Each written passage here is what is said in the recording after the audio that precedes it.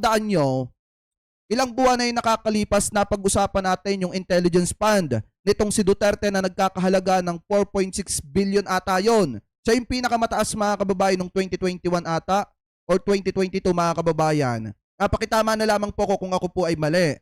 I think napag-usapan natin yan. Ngayon, di ba sobrang laki nung intelligence fund ditong si Duterte pero hindi alam ng sambayan ng Pilipino kung saan ginamit. Kasi wala naman tayo nakikita mga kababayan na mismong pinaggamitan ng pera, ng malaking pondo ng opisina nitong si Duterte.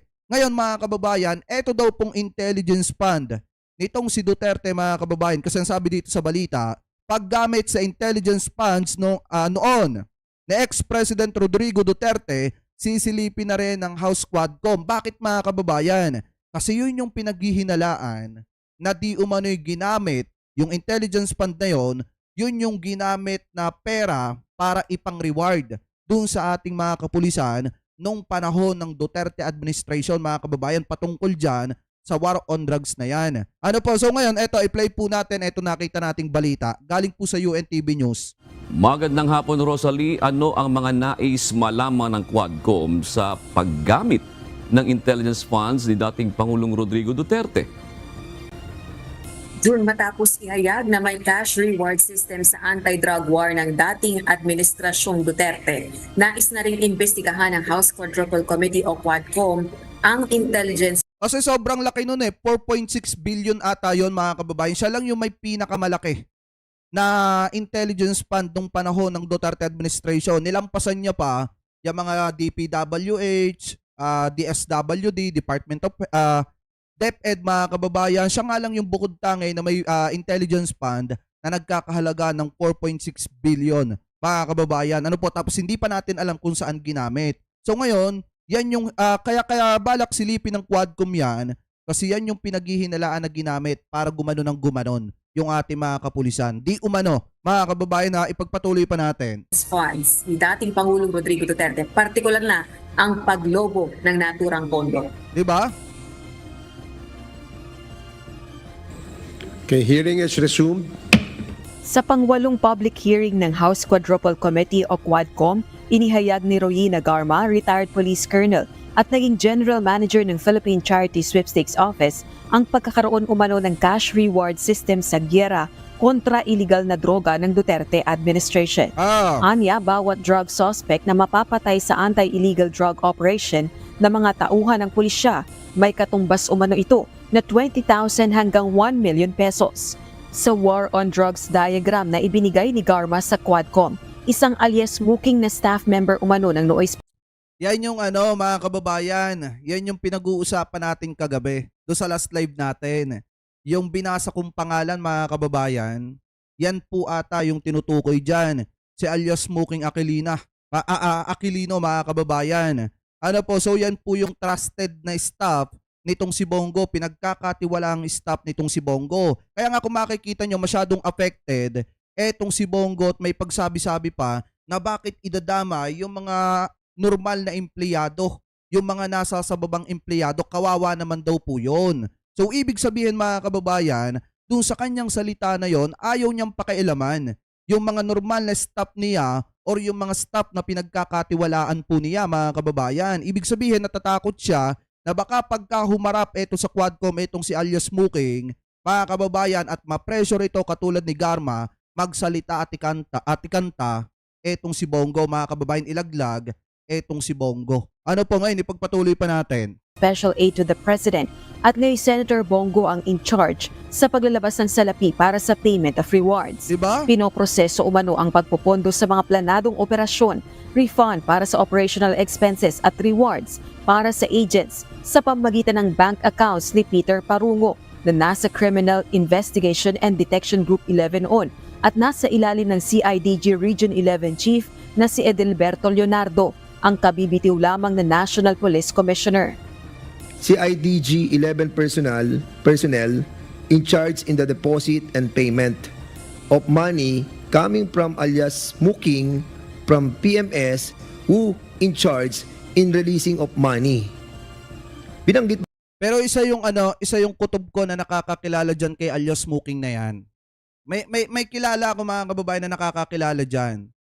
Si Nino Barsaga. Kasi si Nino Barsaga malapit po kay Bongo 'yon nung panahon ng Duterte administration. Kaya yung mga bibitawan ni Nino Barsaga about dito kay alias Smoking na 'yon, malaki ang posibilidad na totoo 'yon. Mga kababayan, ano po kasi siya yung malapit kay Bongo at nakakasama niya minsan etong si Bongo, mga kababayan, at kakilala ni Nino Barsaga yung mga empleyado or staff nitong si Bongo. Ano po kaya yung sasabihin ni Nino Barsaga, possible na totoo yon. Kaya siguro pinababalik itong si Nino dyan po sa mga sa DD-set. Kaso nga lang, sa pool naman mga kababayan, kahit hindi pa si Duterte ang presidente, si Nino Barsaga pro-government po talaga yon.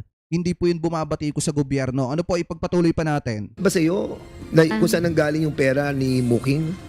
Wala po. In reality sa ground, wala naman talagang punto binibigay ang PNP sa Koplan. Ah, Yung mga Koplan lang na napupunduhan, national level yan kung meron man.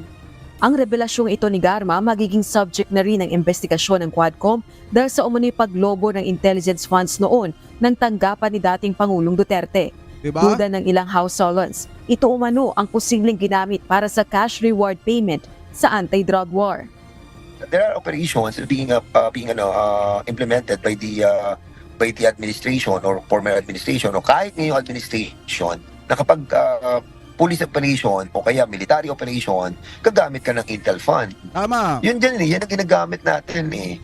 So, kaya lumabas na investigahan yung Intel Fund ng former president because Rohina Garma told us na doon ang galing sa Malacanang yung pera. So, Oo. Diba? we need to find out saan talaga kinuha yung pera. And we're pretty sure doon yun sa Intel Fund. Kapwa itinatanggi ni Senators Go at Ronald Bato de la Rosa ang cash reward system allegations sa Duterte drug war. Naniniwala naman si Quadcom over Hindi na naman natin kasi mga kababayan maaasahan talaga si Batot si Bongo na magsasalita ng totoo yung mga yan at aamin ng kanilang pagkakamali. Dahil kung makikita nyo nga, di ba nung nagsinungaling si Bongo about do sa Pogo, dun pa lang kitang-kita nyo na yung pagkatao nitong si Bongo na hindi po talaga ito aamin at hindi po ito magsasalita.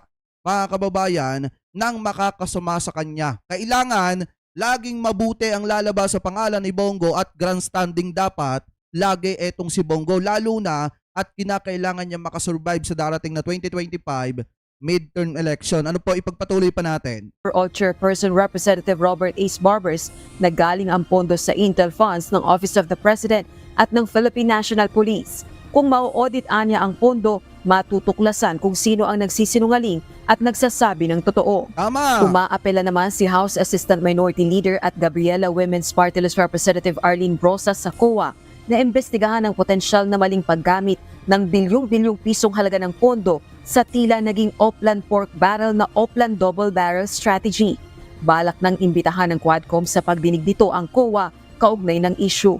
Para naman sa dating Chief Presidential Legal Counsel ng Duterte Administration na si Attorney Salvador Panelo, walang basihan ang gagawing legislative inquiry ng Quadcom dahil hindi totoo ang sinasabing reward money sa drug war ng nagdaang administrasyon. Ano pa ba namang aasahan natin kay Panelo? Ano pa ba naman ang aasahan ng taong bayan kay Panelo? Natural, lilinisin niya ang kalat ni Duterte. Mga kababayan, lagi niyang sasabihin na walang kinalaman dyan si former President Rodrigo Duterte. Wala siyang ginagawang ganyan. Inosente si former President Rodrigo Duterte. Natural, lagi niyang sasabihin yan.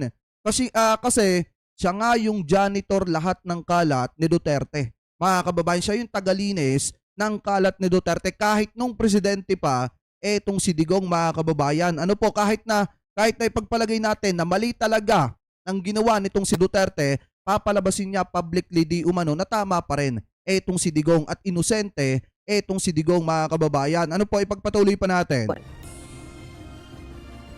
Last October 22, yung susunod na pagdinig ng Quadcom at iniimbitahan sa hearing yung mga personalidad na dinadawit ni dating PCSO General Manager Garma sa anti-drug task force na binuo sa ilalim ng dating administrasyong Duterte. Balik sa iyo, June. Rosary, kamakailan ay sinasabi na handa o mano si dating Pangulong Duterte na dumalo sa pagdinig ng Quadcom. Ito na ba ang panahon ngayon sa tingin ng mga mabatas na pwede na siyang dumalo? O June, lagi ang natatanong sa mga co-chairperson at sa overall chairman ng House Quadruple Committee. Open naman or standing yung invitation para sa dating Pangulong Duterte. Pero ang sinasabi nilang proper time or best time para formal na imbitahan ng dating Pangulo kung ang topic ng Quadcom ay tungkol sa extrajudicial killings o EJ case na alam naman natin na isa sa mga issue na iniimbestigahan ng Quadcom. Pero nung nakalipas kasi na update sa atin, yung magiging focus ng Quadcom hearing sa darating na linggo, particularly on next Tuesday, ay ang issue ng illegal drug trade. Iba pa yun dun sa issue ng EJ case, June. Alright, maraming salamat, Rosalie Cos.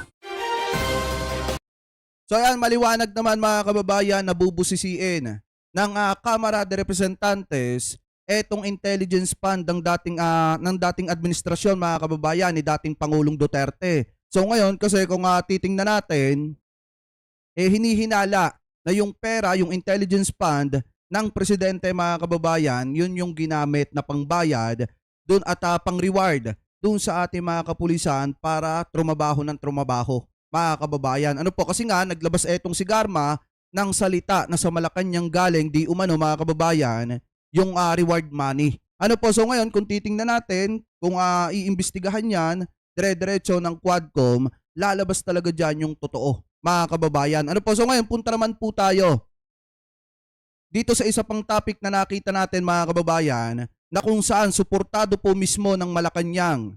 Ano po, suportado mismo ng Malacanang etong ginagawang pag-iimbestiga dun po sa mga cases mga kababayan na hindi po napagtuunan ng pansin ng dating administrasyon, katulad na lamang po nung kay Mayor Halile mga kababayan ng Tanawan, Batangas, at katulad nung kay Barayuga mga kababayan na kung saan hanggang ngayon hindi pa nabibigyan ng hustisya mga kababayan. Ano po, so sabi dito sa 1PH, eto daw, suportado ng Malacanang ang plano ng Philippine National Police na imbestigahan muli ang mga high-profile killings kaugnay ng war on drugs. Sa isang mensahe ni Secretary Lucas Bersamin, sinabi nito ang muling pagbubukas ng mga investigasyon kaugnay nito ay ang pagpapakita na binibigyang halaga ng Administrasyong Marcos ang patas na pagdinig sa mga kaso at pagbibigay hustisya. Kasi nga mga kababayan, napakaganda ng bagong administrasyon, napakaganda ng administrasyon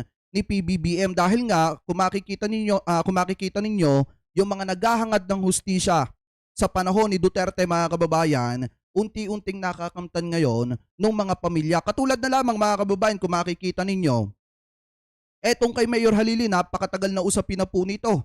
Kung tutuusin mga kababayan, nabaon na nga po ito sa limot at hindi na ito napag-usapan hanggang sa matapos yung termino ni dating Pangulong Duterte. Pero dahil nga mga kababayan sa ginagawa ng Quadcom at ginagawa ng Marcos administration mga kababayan, unti-unti na nabubuksan yung mga issue mga kababayan na nabaon na sa limot. At kapag ka ito mga kababayan na imbestigahan at naalaman kung sino yung mga nasa sa likod ng pagtumba dito kay Mayor Halile ng Tanawan, Batangas, mabibigyan ng hustisya etong si Mayor Halile. Kaya nga kung titingnan po natin sa panahon ni PBBM, talagang prioridad din yung pagbibigay ng hustisya sa mga kababayang Pilipino po natin. So sabi pa dito mga kababayan, ito raw ay pagtupad sa mga batas at polisiya sa ating bansa. Sabi pa dito, the reopening of the investigation of the high killings related to the war on drugs should indicate that the Marcos administration plays and highest importance on the fair detention of justice on the universal observance of the rule of law in the country, ayon kay Bersamin mga kababayan. Kasi nga sa panahon ni PBBM, pantay-pantay na mga kababayan, patas na. Ano po, hindi pwede na porket malapit ka sa presidente, kaibigan ka ng presidente, palalampasin ka sa lahat ng pagkakamali mo at pagkakasala mo. Kung ikaw ay nagkasala, natural, kailangan kang pagbayarin. Kahit pasabihin na naging kaalyado ka o naging kasama ka nung panahon na nangangampanya ang presidente, basta may ginawa kang mali, kailangan mong pagbayaran yon. At kailangan mo maging transparent sa taong bayan. Kasi ang mas mahalaga sa ating presidente mga kababayan, sa totoo lang, yung kapakanan ng mamamayang Pilipino na nagtiwala, nagmahal at sumuporta po sa kanya. Uulitin ko mga kababayan ha, kahit pa yan ay naging kaalyado ni PBBM, naging kaibigan ni PBBM, basta may ginawang masama at mali, kailangan niyang pagbayaran yan sa panahon ng administrasyon ni PBBM. Kaya nga suportado nila yung ginagawang investigasyon ng ating mga kapulisan na buksan ulit yung pag-iimbestiga dun sa mga kaso na hindi nabigyan ng hustisya. Mga kababayan, ano po, so maliwanag naman na suportado ng Malacanang ni PBBM yung investigasyon kaugnay ng war on drugs, mga kababayan, at yung mga cases na mga malalaking cases, mga kababayan, katulad ng pagtumba kay Mayor Halile at saka dito kay Barayuga at dun sa iba pa.